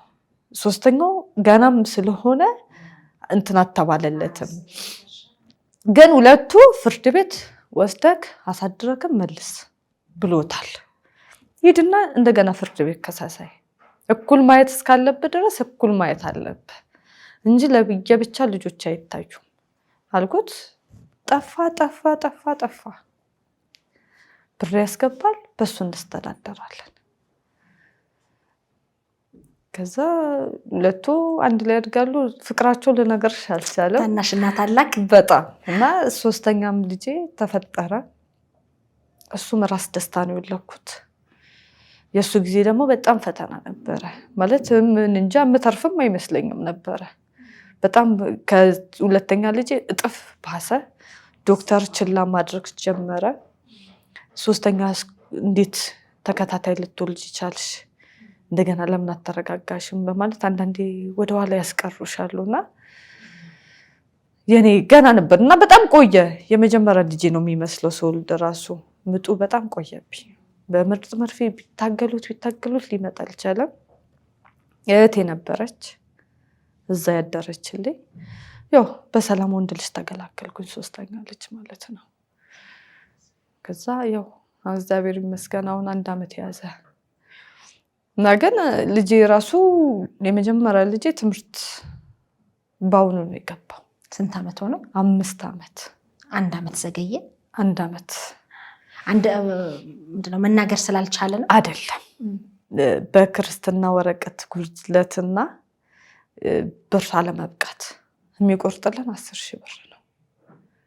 10,000 ብር የመንግስት ትምህርት ቤት ከ5 አመት በላይ አውጥቷል፣ አይቀበልም። የግል ትምህርት ቤት የግል ስታስተምሩ 10,000 ብር ለ3 ልጅ ፓምፐርስ ተጠቃሚ ናቸው። እንደገና እሱ የግል ከፍለሽ የማይሆን ነው። የክርስትና ወረቀት አውጣ፣ በፍጹም አላወጣ። የልደት ሰርተፍኬት ናና እንዲፈርመክ ብቻ ለመሄድ ደግሞ አይሰጡም በፍጹም አለ። እና ገና እሱ ራሱ የወጣው ባውኑ ራሱ ያወጣውት ፍርድ ቤት ሞግዚትነት ሙሉ ለ3ቱም ተቀብዬ በሱ ነው እንትን የተሰጠኝ የልደት ካርድ ያወጣሁት ማለት ነው። በጣም ከባድ ነው። ከልጅ ጋር ራሱን ችሎ ከወሊድ ጋር ተያይዞ የሚመጣ ዲፕሬሽን አለ አይደለ? በእርግዝና ወቅት ያለ እንግዲህ ቀላል አይደለም። መውለድ ሞቶ መነሳት ነው። እርግዝናው፣ መኝታ አለመመቸቱ፣ ትኩረት አለማግኘቱ፣ ይሄ ስሜትን ህመምን የምታጋሪው ሰው አጠገብ አለመሆን ድርብርብ ሆኖብሻል። እንዴት ተወጣሹ? ያው አሁንም የምለው እናቴ ጤናና እድሜ ይስጣት። ያው ማለት ሙሉ ጫና ማድረግ አልፈልግባትም። ምክንያቱም ለራሷ ራሱ በሽተኛ ነች። ያገኘችውን ሰርታ ምናምን የምትበላ ነው እንጂ 3 ልጅ ማለት እሷ ላይ ሸክም መጣል የማልፈልግ ሰው ነኝ። ግፋዊት በአሁን ሰዓት ወደ ውጭ ሊድ ራሱ ብል እነዚህ 3 ልጅ ላሸክሟት ማለት ነው። እና ከራሷ ጋር ራሱ ደካማ ነች። በቃ የቻለችውን አድርጋልኛለች። እኔን አሳድጋኝ የኔ ልጅ ደግሞ ማለት አይመጣልኝም። እስካሁንም እያስቸገርኳት ያለሁት እሷን ነው። የምር በቃ አንድ ልጅ ነሽ አንቺ ለቤቱ? እኔ 3 ነን፣ ግን የየራሳቸው ህይወት ያላቸው ናቸው። የኔም ታናሽ አለች፣ የራሷ ህይወት አላት። የኔም ታላቅ አለ፣ የራሱ ህይወት አለ። ማንም ታስቸግራለሽ። ይሄንን ፈልጌ ላመጣኋቸው ልጆች ይሄንን አድርጉልኝ ማለት ዮኒ ስጠይቅ የራሱ እኮ ይከብድሻል እኮ እንዲህ አድርጉ እንዲህ ፍጠሩ ለማለት በጣም ይከብዳል። በጣም ማለት እነኚህ ልጆች ደግሞ ፈልገው አይደለም የተፈጠሩት፣ ፈልጊያቸው ነው የተፈጠሩት። ለዛ እኮ ነው። እና በጣም ብዙ ነገሮችን ተፈትኛለሁ። እሱ ያቺ 10 ሺህ ብር ስለሰጠች ብቻ እነዚህ ልጆች የሚያድጉ ይመስሉታል። የአባትነት ፍቅር ማለት ወንድ ልጅ ሲያዩ እንዴት እንደሚሆኑ ምናምን ስሜቱ አለ። እና አቀራረባቸው ካላባት ማደጋቸው እኔ ደግሞ ጥያቸው ብሄድ እናትም ማጣት ማለት ነው። ከባድ ነው። ለ3ቱ ልጆች በቂ ነው ተብሎ ነው 10 ሺህ ብር ፍርድ ቤት የወሰነው። ለ2ቱ ልጅ በቂ ነው ተብሎ ለ3ኛው አልተፈረደልኝም። አልጠየኩም። ግን በቃ ጭቅጭቁ ከሚበዛ ይህም በመከራ ነው የሚገባው። 10 ሺህ ብር ራሱ መከራ አለበት። ጭማሪ ደግሞ እጅ ጠይቃለሁ ስል ከጨመርሽ የሚቀርብሻል ብሎ ያስፈራራኛል በስልክ ማለት ነው። እና 10 ሺህ ብሩ ራሱ መከራ በመከራ ይመጣል፣ በመከራ ይደረጋል ማለት ነው። በአሁን ጊዜ 10 ሺህ ብር በጣም ከባድ ነው። ለ3 ልጅ ማሳደግ ማለት ከባድ ነው። እኔ ቤት ተቀምጬ እነሱ ሰራተኛ ልቅጠር ራሱ ስል የነሱ ወጪ እንደገና አለ ማለት ነውና ራሴንም ማሳደጋቸው። ግን የሚገርምሽ ነገር ከአቅም በላይ ሲወጣ ቀለሽ ከሰጠኝ ወደ 3 ወር ምናምን ይሆናል አቁሞታል ብሩ። አሁን ጭራሽ ቆሟል። ጭራሽ ቆሟል። የት እንዳለ አላቅም። ስልኩ አይሰራም። እንደገና ቴሌግራም ላይ ሳወራው ከሀገር ወጥቻለሁ ምናምን ማለት አለኝ ማለት ነውና እነዚህ ልጆች አንድ ዳቦ ስታጎይባቸው እንዴት እንደሚሆኑ በጣም ከባድ ነውና ከአቅም በላይ ሆነ። እናቴ ደግሞ አጋጣሚ እግሯ ታማ ቤት ተቀምጣለች። እንዴት ሊሆን ነው? በደም ብዛት አለባትና እንደገና እግሯን ታማ ቤት ተቀምጣለች። አያቴ ጋር እንዳለ አያቴ ደካማ ነች። በሰው ነው የምትስተዳደረው። ዘመድ ለመጠየቅ ይሁን አንዳንዴ ብዙ ጊዜ ታስቸግራቸውና ዘላቂ መፍትሄም አይደለም እና እሺ ብዬ እንትና ጠያኩኝ ማለት ነው። ይቻላል እነዚህ ልጆችስ አያገባኝም መጀመሪያ ምን ያልነበሩ ምናምን ብሎ መልስ መለሰ ማለት ነው። እሺ ያለኝ እድል እሱ የራሱ ህይወት እየመራ እንደውም በዚህ አጋጣሚ አወኩኝ ማለት ነው። ከሀገር ወጥቻለሁ ያለሽ ውሸት ነው? ወጥቻለሁ አለ። ስልኩን አጥፍቶታል ምናምን። ከዛ እነዚህ ልጆች አንድ ዳቦ ሲጎልባቸው ሊበሉኝ መድረስ ጀመሩ። የእሱ ፋሚሊ ብዙ አልግባባቸው፣ መጠየቅም አልፈልግም። ቀጥታ የወጣሁት ቲክቶክ ላይ ነው የወጣሁት። በቃ እነዚህ ልጆች እርዱልኝ ብዬ ማለት ነው። ስወጣ የልጆቼን ፎቶና የእሱን ፎቶ ፖስቼ ነበረ። ችግርሽን ገልጸሽ ሰዎች ድጋፍ እንዲያደርጉልኝ ተናገርኩኝ። ቀጥታ የመጣቸው 2ኛው ፍቅረኛው መጣች። ካንቺ ቀጥሎ ከኔ ቀጥሎ ማለት ነው።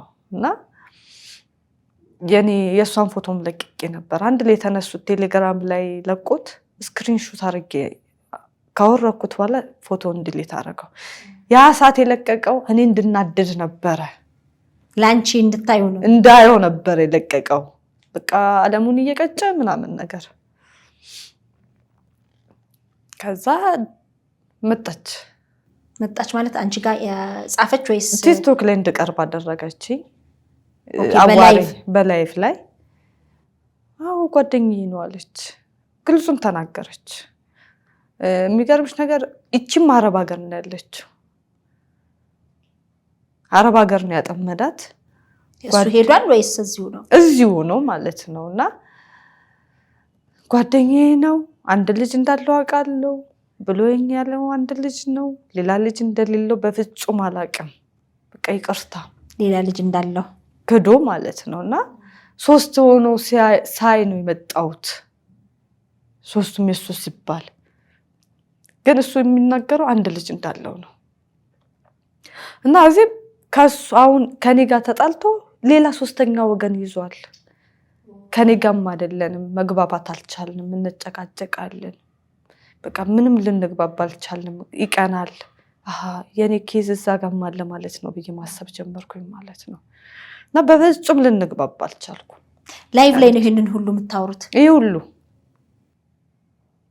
እና ልጅ እንዳለው እስከ ልጁ ግን ተቀብየዋለሁ አለች እስከ አንድ ልጁ ተቀብየዋለሁና ልጁ ነገው ሆኖ ልጁ ያለው እናቴ ጋር ነው ብሎ ነው የነገራት ልጁን ማሳደገው ነው ያለው እዛ እና ሌላ ደግሞ ጋር ነው እኔን ብሎክ አድርጎኝ ከሌላ ህይወት ጀምሯል የት እንዳለ በፍጹም አላውቅም አለች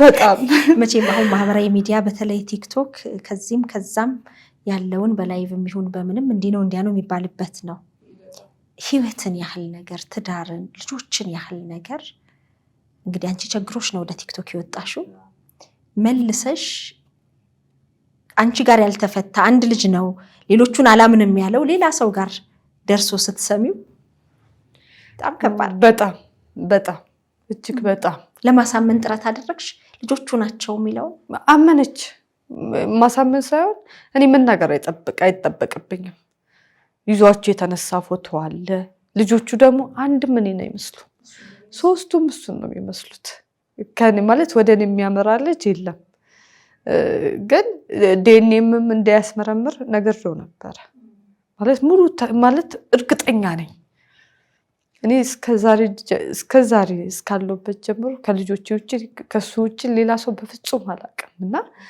ያ ሁሉ ማድረግ ትችላለህ ብየዋለሁ በቃ እኔ አስዩልሽ እሱ 3 ልጅ አስቀምጦ ሌላ ህይወት ላይ ገብቷል እኔ ከ3 ልጆች ጋር ታገላለሁ የሚያስፈልጋቸውን ነገሮች እያጎደልኩባቸው መኖር እንዲችሉ ግን እያደረኳቸው ነውና ድጋሜ ከሁለተኛው ልጅ ወደ 3ኛው ወገን የሄደ ሰው ነው ማለት ነው እንደገና ደግሞ ሌላ ሴት ሶስተኛ ይዟልና ይሄን የነገረችሽ ሁለተኛው እሷንም እንደዚህ ብሎክ አድርጓት ከሌላ ሴት ጋር ተጀመረና እንጃ አንዳንዴ ሰው ራሱ ህይወቱ ስር ሲገባ በደንብ መጠንቀቅ አለበት ማን ነው ከኋላ ምን አለበት ምንድነው ትዳሩን የፈታበት ምክንያት ምንድነው የሚባለው ነገር ግዴታ ነው እና ብዙ ጊዜ የአረብ ሀገር ሴቶች የሚሸወዱት የዋላን አያዩ በቃ አንድ ልጅ ኖርሽ ይቀበሉሻል ምንም ኖርሽ ይቀበሉሻል ግን ምንድነው አላማው አንድ ልጅ ያለበት ምክንያት እኔም በቃ ብዙ ጊዜ ጥያቄ እሱ ነው እስካሁን ድረስ ማለት ነው ልጆቹም አባት ይፈልጋሉ በጣም በደንብ ከፍ ሲሉ የማንነት ጥያቄ ይኖራል ያንን አንቺ መመለስ አልችልም አገር ውስጥ እያለ ይሄንን ካለሽ ልታፈላልጊው ልታገኙ አልቻልሽም በቲክቶክስ በለቀቅሽው ቪዲዮ ላይ ለምን ብሎ አልመጣም ሱቁ እጄ ነበር ሱቅ የለም የሚሰራበት ቦታ ላይ ማለት ነው ላይው እጄ በፍጹም ላገኙ አልቻልኩም ቴሌግራም ላይ መልስ ሰጠኝ ምን አለሽ ልጆቹን ለምን ሚዲያ ላይ ታወጫለሽ ነገርኩት ጻጥ በቃ ቸግሮኛል ከአቅሜ በላይ ናቸው በቃ እነዚህ ልጆች በእኔ ምክንያት መሰቃየት በፍጹም የለባቸውም እና የሆነ ነገር 10 ብር ነው በቂ ነው ብዬ እየተቀበልኩት ነው እና እንድታቋርጥ አልፈልግም አሁንም ጻጥ እዛ ላይ ስቀርብ ብቻ ይመጣል እና አንድ ቤት ብቻ ላይ ነው የቀረብኩት ማለት ነው ማን ቤት ነው የቀረብሽው ብልዟ የምትባል ቤት ነው ያስቀረበች። ልጅቷ ስለምታውቃት ፎቶ አንዴ ጠፋላት ነበረ እንትን ያለችው ማለት ነው ያስቀረበች። እና እሷንም ሲያወራት ሰጥቻታለሁ ብሎ ነው የሚያወራው። በምንድነው? በባንክ ነው የሚያስገባልሽ? በባንክ ነው የሚያስገባውና ሪሲት የዛ ጊዜ ላከላቸው ማለት ነው። ሪሲት ሲልክላቸው እስከ የ3 ወር ይላከውን እንትኑ ሙሉ ላከውና የ3 ወር ግን አላከውም ማለት ነው። ከዛ እኔም ሪሲት አመጣው። እኔም ያመጣሁት የ3 ወር እንዳልገባ ነው። ከዛ እሱ የሚላቸውን ተከናርገው አለመግባባት ተፈጠረ ማለት ነውና አብዛኛው ጥያቄያቸው ፎቶ እንዳጠፋ ነበረ። እኔ አላጠፋም አልኩኝ ማለት ነው። ምክንያቱም እኔ 3 ልጅ ይዤ ገባሁት፣ እሷ ተቀብለው ህይወቴ ስር ገብታለች። ግን ባለማወቅ ነው እሷም ተሳስታ ነው የገባችው። እና አሁን እሱ የሚገኘው 3ኛ ወገን ላይ ነው። 3ኛ ጓደኛ ይዞ እየኖረ ነው። ምን ይሁን እስለ እንዳለ አላውቅም፣ ግን 3ኛ ወገን እንደያዘ አውቃለሁ እንዳለችው እና አላውቅም። ግን እኮ ያው ካንቺ ህይወት ወጥቷል፣ ከኔ ህይወት ወጥቷል። ከኔ ህይወት ግን ሲወጣ ፍቻ ተፈጸመ። ፍቺ ፍርድ ቤት አልፈጸመ፣ ተቆራጭ ብቻ ነው። ተቆራጭ ብቻ እንጂ ጋብቻችን እንዳለ ነው። እሱም ፍቺ አልፈጸመም፣ ምንም ፍቺ አልፈጸመም። አሁንም እንዳለ ነው። አሁንም እንዳለ ነው። ፍቺ እንዳለ ነው። የሁሉ ነገሮች እያደረገ ያለው ማለት ነው። እሱ አሁን ሀብት አልመጣም ነው። ከሀብት በፊት ልጅ አልፈልግም ነው። አንቺ ደግሞ ሀብት አግኝቼ ልጅ ባጣስ እግዚአብሔር የሰጠኝን እቀበላለሁ ነው። ይሄ ነው ያላግባባችሁ? ያላግባባን ነው። ልጅ ነው ያላግባባን ጭራሽ። በጣም ነው የሚገርመው። ልጆቹ ደግሞ እሱን ነው የሚመስሉት። ሶስቱም ራሱን። ትንሹን አይቷል? አያውቀውም። በፎቶም አይቶት አያውቅም። ሲጀምር ትንሹን አልለቅም። በቃ ማለት በጣም የተካደ ልጅ ነው። ብዙ ሰው እንትን ያለው ስለሆነ አልለቀውም 3ኛው ልጅን። እና የሚገርምሽ ነገር 2ኛው ልጅ ራሱ ጥያቄ እያመጣች ነው። እና አንዴ ፎቶ እንዲያየው ይሄ እኮ አባቴ እኮ ነው ምናምን ስትላየዋት ማለት ነው። ለካ ትልቁ ሲል ሰምተዋለች፣ ጭንቅላቷ ስር ተቀርጿልና አባቴ የት ነው ያለው ምናምን ስላት ሩቅ ቦታ ትልሻለች ማለት ነውና አጓጓታቸው ምናምን የሰው አባት። አሁን ትልቁ ልጅ ትምህርት ቤት ሲወሰድ የመንግስት ትምህርት ቤት ገብቷል እና ጎረቤት ልጁን የሚወስድ አባት አለ። ከሱ አባት ጋር ነው እንጂ የሚሄደው ከሌላ ሰው ጋር ሊሄድም ብሎ ይናገራል ማለት ነው። ያው የአባትነቱ ስለምናፍቀው ግን እኔ የከለከልኩበትም ምክንያት እኩሌያቸው በማለት ነው እንጂ ደስተኛ ነኝ ቢያያቸው። በቃ እንደፈለገ ፍቅር ቢሰጥ ግን ልጆች እንዲነጣጠሉ ስለማትፈልግ አልፈልግም በፍጹም። 3ቱም አንድ ላይ ምንም ቢሆን አንድ ላይ እንዲያድጉ ነው የምፈልገው። እንደው በጤና ይደጉልሽ፣ ደሱንም ልቦና ይስጠው ነው። እንደው ለሱ ምን ማስተላለፍ ትፈልጊያለሽ? እንግዲህ አልተገናኛችሁም፣ ቁጭ ብላችሁ በቅርብ ጊዜ አልተወያያችሁም። አሁንም ተቆራጩን አቋርጧል ብለሽኛል። ስንት ጊዜ ሆነው ካቋረጠ? አሁን 3 ወር ሆነው 3 ወር ምናምን። እንዴት እየኖርሽ ነው ግን? በቃ አልኩሽ ቲክቶክ ላይ ከቀረብኩኝ በኋላ ልጆቼን ድርጅት ይወሰድልኝ ብዬ ነው የወጣሁት። የምርም እንዲወስድልኝ ፈልጌ ነው የወጣሁት ማለት ነው። የተወሰነ ገቢ ተደረገልኝ፣ ብዙም አይደለም 24,000 ብር። በሱ ያብቃቃው ተመስገን አለው። እንግዲህ እስካሁን ለኔ የምር እስካሁን ያለውበት ነገሮች ምን ልበልሽ በጣም ፈተና ነው እጅግ በጣም። የሆነ ጡት ራሱ እኮ ስታጠቢ የሆነ ነገር ያስፈልግሻል። እኔ ሳልበላ እነሱ ቢበሉ መርጣለሁ። በቃ ይሄን አክል ማለት ነው። ማለት የሰው ፊት እስከሚገርፈኝ ድረስ ደርሼላችኋለሁ። ትንሹን አሁንም ታጠቢዋለሽ? አዎ። 2ኛ ልጄ ብዙ በሽታ መቋቋም ራሱ አትችልም። ጡት አጣጣ ጻር የቀነጨረ ልጅ ታውቂያለሽ? ልክ እንደሱ ነች። ከእድሜዋና ቁመቷ ቅጥነቷ ምንም አይገናኝም ማለት ነውና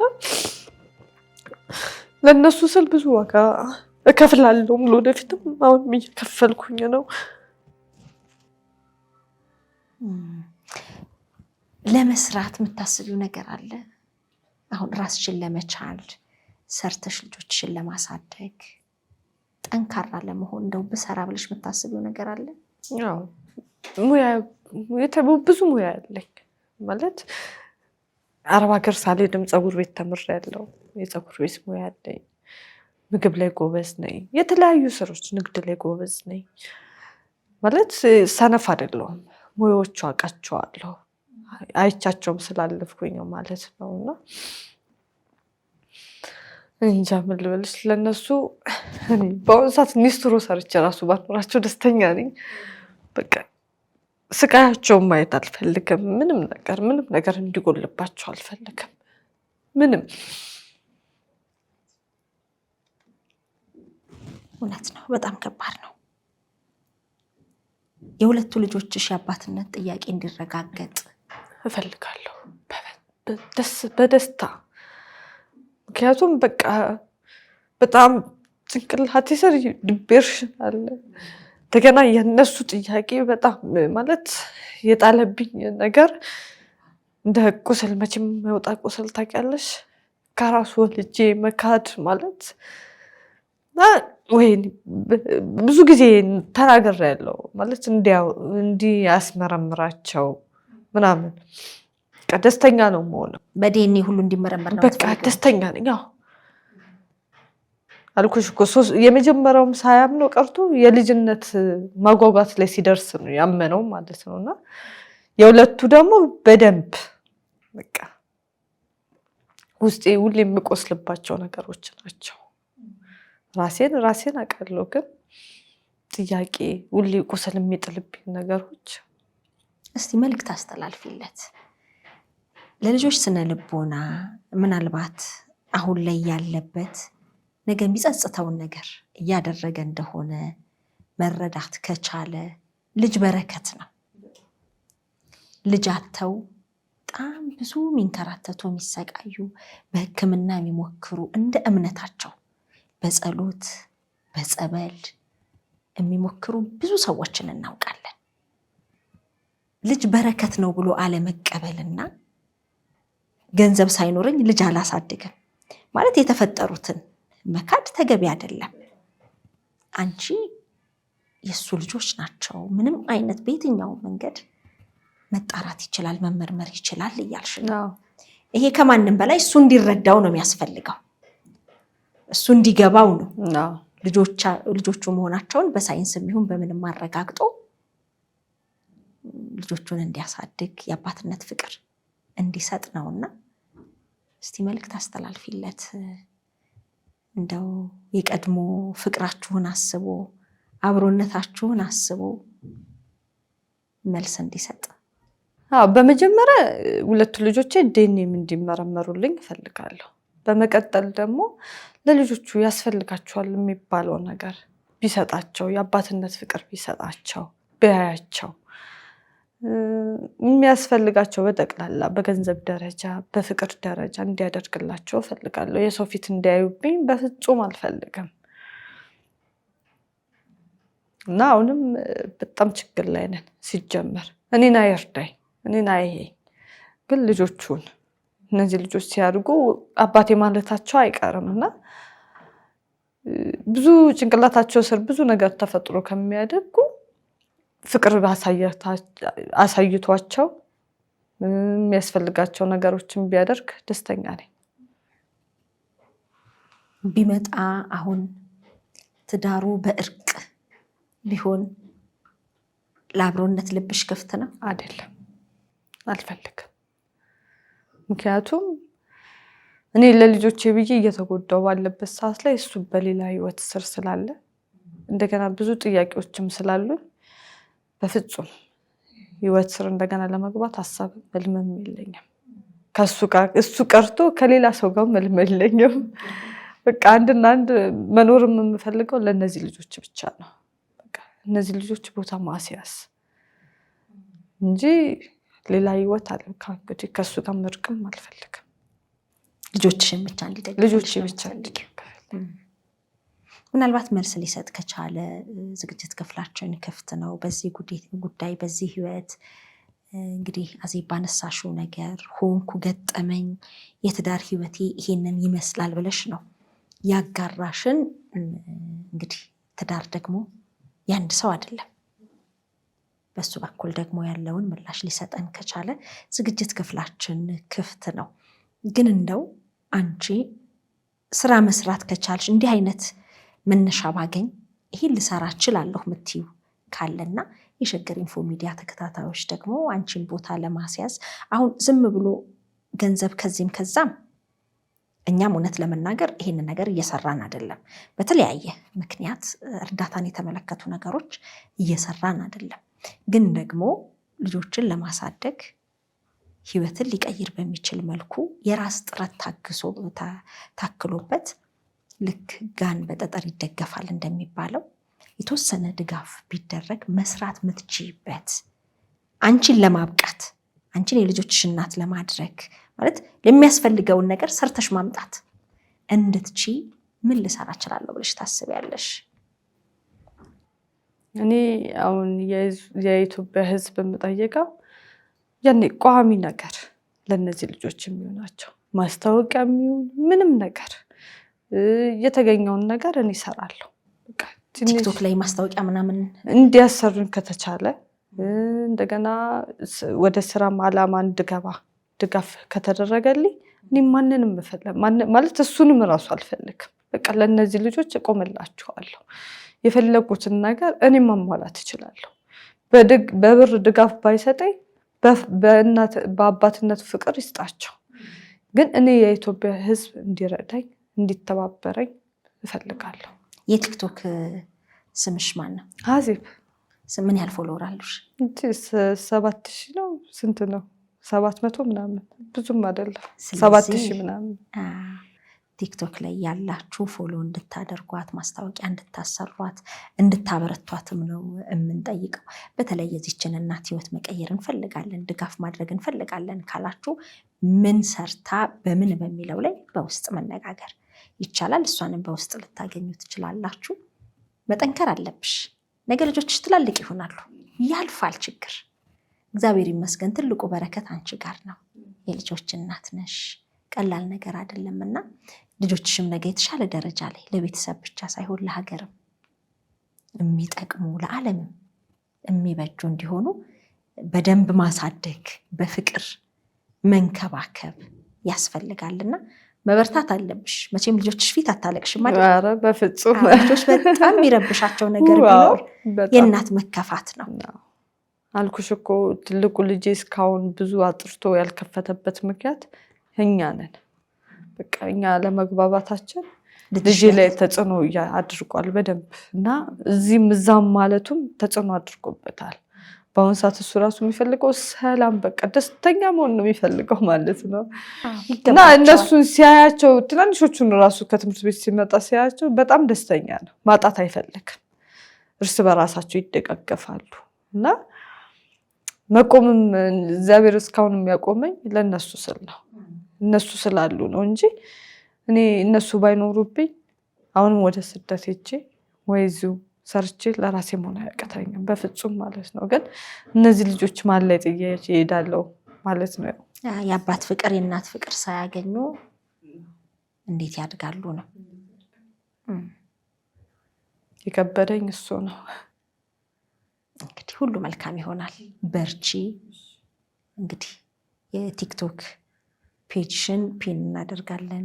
የሸገር ኢንፎ ሚዲያ ተከታታዮች ፎሎ እንዲያደርጉሽ ማስታወቂያ መዛ ላይ እንዲያሰሩሽ በሚችሉት እንዲያበረቱሽ ያንንም እናደርጋለን።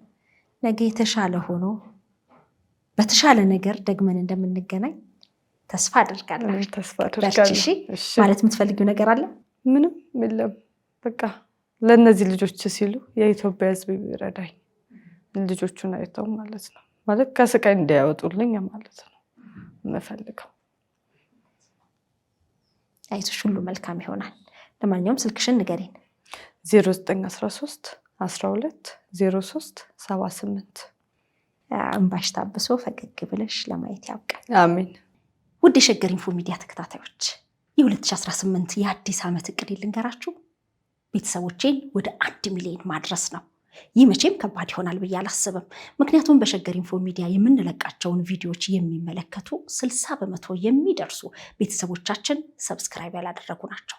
ስለዚህ እናንተ በዚህ ሰዓት ይህንን ቪዲዮ የምትከታተሉ ሰብስክራይብ የምትለውን በተን ነካ ካደረጋችሁ ይህንን እቅዴን ታሳኩልኛላችሁ። ስለዚህ በቅርቡ 1 ሚሊዮን ለመድረስ እንድንችል እናንተ ሰብስክራይብ ያላደረጋችሁ ውድ ቤተሰቦቻችን ሰብስክራይብ እንድታደርጉ በአክብሮት ነው የምንጠይቀው። ሸገር ኢንፎ ሚዲያ ትክክለኛና ተአማኒ የሆኑ መረጃዎችን የምታገኙበት ነው። እናመሰግናለን።